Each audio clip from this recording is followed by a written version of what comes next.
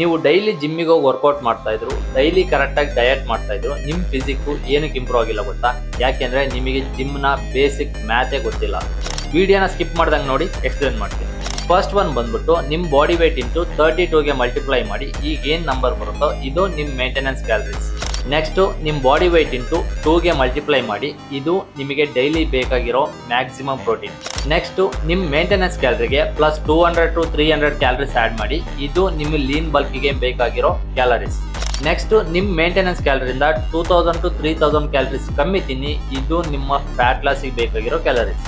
And ಇದ್ರ ಜೊತೆ 70 to 80 gram healthy fat ಇರೋ ಥರ ನೋಡ್ಕೊಳ್ಳಿ, ಹಂಗೆ ಡೈಲಿ ಅಟ್ಲೀಸ್ಟ್ 30 ಗ್ರಾಮ್ ಫೈಬರ್ ಇರೋ ಥರ ನೋಡ್ಕೊಳ್ಳಿ. ಇದ್ರ ಜೊತೆ ಒಳ್ಳೆ ವೇಟ್ ಟ್ರೈನಿಂಗ್ ಮಾಡಿ ಆದಷ್ಟು ಪ್ರೋಗ್ರೆಸಿವ್ ಓವರ್ಲೋಡ್ ಮಾಡೋಕ್ಕೆ ಟ್ರೈ ಮಾಡಿ. ಇಷ್ಟು ಮಾಡಿದರೆ ನಿಮ್ಮ ಫಿಸಿಕ್ ಇಂಪ್ರೂವ್ ಆಗೋದನ್ನು ಯಾರೂ ತಡೆಯೋಕ್ಕಾಗೋದಿಲ್ಲ. ಸೊ ಈ ವಿಡಿಯೋನ ಈಗಲೇ ಸೇವ್ ಮಾಡಿಕೊಂಡು ಜಿಮ್ಮಿಗೆ ಹೋಗೋ ನಿಮ್ಮ ಫ್ರೆಂಡ್ಸಿಗೆ ಶೇರ್ ಮಾಡಿ. ಹಾಗೆ ಇದೇ ಥರ ಫಿಟ್ನೆಸ್ ಟಿಪ್ಸ್ ನಿಮಗೆ ಕನ್ನಡದಲ್ಲಿ ಬೇಕು ಅಂದರೆ ನನ್ನ ಫಾಲೋ ಮಾಡಿ.